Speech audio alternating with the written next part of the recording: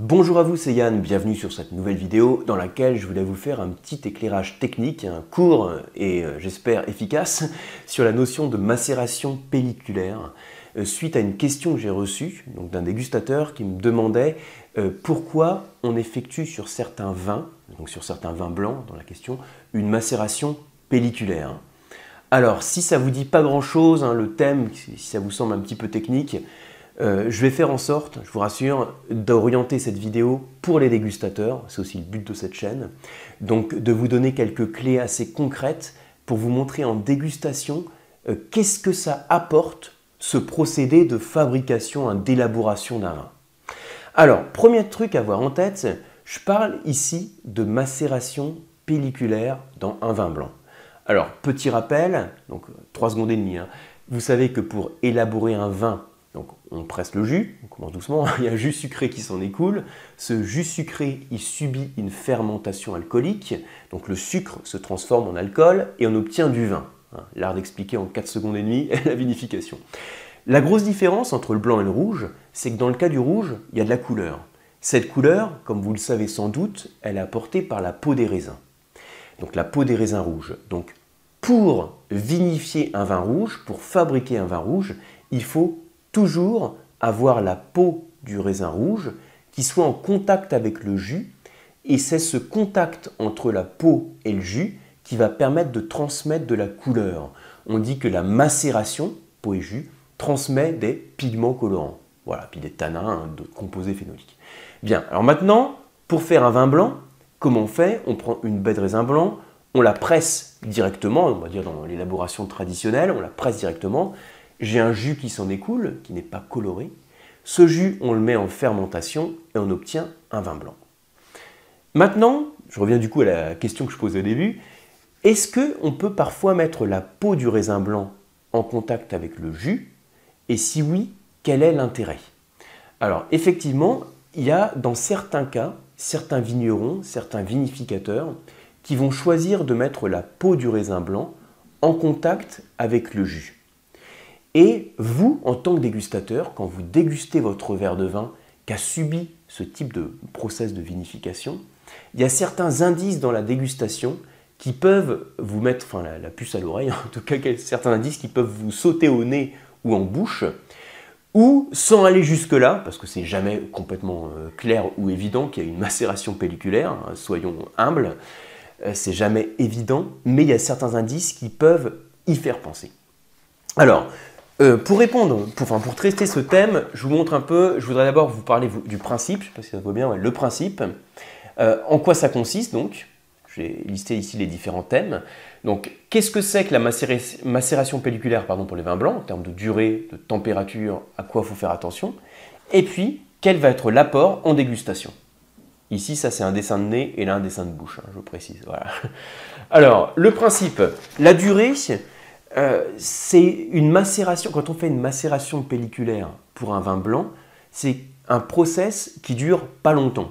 Ça dure généralement quelques heures. 4 heures, 5 heures, 8 heures, 10 heures, allez, peut-être un jour ou 2 jours grand max, mais c'est limité en temps. Et on fait en sorte aussi, c'est généralement une macération pelliculaire qui se fait avant la fermentation, donc on appelle ça une macération préfermentaire, et on la fait à une température qui est fraîche. Donc on peut appeler ça, pour cette macération pelliculaire des blancs, une macération préfermentaire à froid.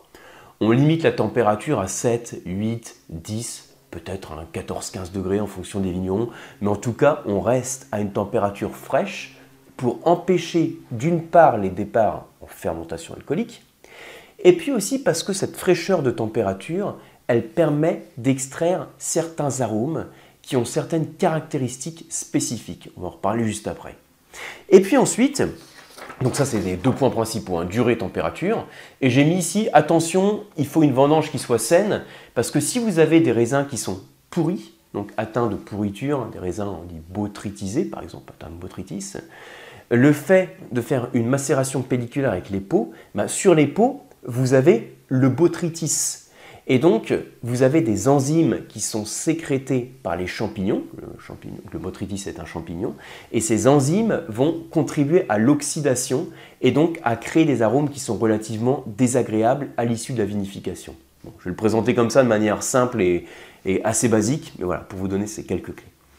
Donc, la question qui vous intéresse en tant que dégustateur, c'est, bien, alors on voit le principe, on met des pots avec le jus, et puis on fait ça pendant pas longtemps à une température fraîche. Mais qu'est-ce que c'est que l'apport au niveau de la dégustation, au niveau du profil du vin? Eh bien, l'apport, il va se faire à deux phases de la dégustation. La phase olfactive et la phase gustative. Donc c'est là, je reprends mon dessin. Donc voilà, le dessin du nez et de la bouche. À chaque étape, ça peut apporter quelque chose. Ça veut dire avec macération pelliculaire et sans macération pelliculaire. Bon, voilà, on fait ce qu'on peut avec les schémas. Donc quand on fait une macération pelliculaire à une température qui est relativement fraîche, on va extraire, logiquement, des composés qui sont dans la peau de raisin. Et ces composés phénoliques qui sont dans la peau de raisin, quels sont-ils? Eh bien, vous avez des arômes. Des arômes qui peuvent être présents directement sous forme libre, donc ils vont être extraits directement de la peau du raisin, ou bien des arômes qui sont présents sous forme de précurseurs. Précurseurs, ça veut dire que ces arômes, ces composés moléculaires qu'on va extraire de la peau, ne vont pas avoir d'odeur. Si nous on les sent en tant que dégustateur, on ne va rien sentir du tout. Mais suite à la fermentation alcoolique, ces arômes qui existent à l'état de précurseurs vont se révéler. La fermentation alcoolique va permettre de rendre un arôme sous forme libre et donc l'arôme va devenir volatile. Donc cet arôme en fait qui initialement sous forme de précurseur il ne peut pas voler, il ne peut pas le percevoir avec son nez, quand on rompt la liaison avec le sucre suite à fermentation alcoolique, l'arôme devient volatile et on le perçoit avec le nez. Voilà, je le présente comme ça, j'espère que ça reste clair. Je fais en sorte de donner quelques repères un peu pédagogiques. L'idée à avoir en tête, c'est fermentation alcoolique va permettre aussi d'extraire des arômes, enfin de libérer des arômes qui sont présents mais à l'état de précurseur. Et on les a aussi donc dans la pellicule, dans la peau de raisin. Donc cette macération pelliculaire, qui sera ensuite suivie d'une fermentation alcoolique, si vous avez suivi le truc, cette macération pelliculaire va permettre d'extraire plus d'arômes fruités et des notes aussi végétales qui sont des arômes dits variétaux, c'est-à-dire des arômes qui sont liés au cépage. On considère parfois qu'on va extraire des arômes plus qui vont tendre sur le fruit frais, le fruit de la fraîcheur. Qu'est-ce qui va s'opposer au fruit frais? C'est le fruit par exemple mûr, confit, sec. Donc un fruit qui a la fraîcheur, qui est au début de sa maturité et des notes végétales. Ça, ce sont des types d'arômes qu'on va extraire de la macération pelliculaire. Ça veut dire aussi que si vous avez des cépages qui sentent déjà beaucoup, donc des cépages, on peut dire pédagogiques, on peut dire aussi des cépages déjà aromatiques, là ça serait le terme correct, des cépages aromatiques comme exemple Gewürztraminer ou le muscat par exemple, qui par défaut ont des arômes qui sont très marqués. C'est pas recommandé de faire une macération pelliculaire. On va la faire plutôt sur des cépages qui sont peu aromatiques. Généralement, pas toujours. Mais on peut le faire plutôt sur des cépages qui sont peu aromatiques parce qu'on va favoriser l'extraction de composés phénoliques aromatiques qui vont ensuite se révéler dans la fermentation alcoolique. Voilà le truc.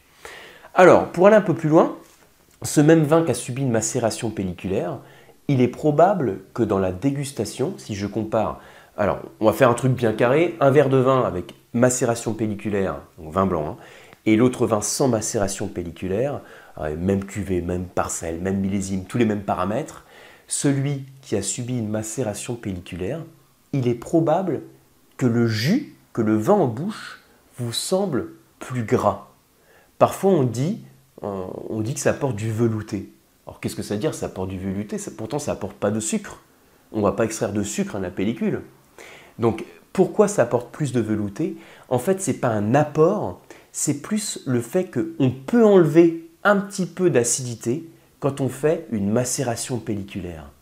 Parce que, sans entrer dans le détail, on va extraire du potassium qui va abaisser l'acidité de notre mou. Donc, suite à la fermentation alcoolique, on va avoir un jus qui va être légèrement moins acide. Et le fait qu'il ait moins d'acidité, ce jus, on va percevoir plus de gras. Voilà un peu le cheminement. Donc j'espère que ça vous parle. Donc le truc à retenir en 2 secondes, c'est différence entre macération pelliculaire et sans macération pelliculaire pour le vin blanc. Pour le vin rouge, on n'en parle même pas parce qu'il y a toujours cette macération pelliculaire.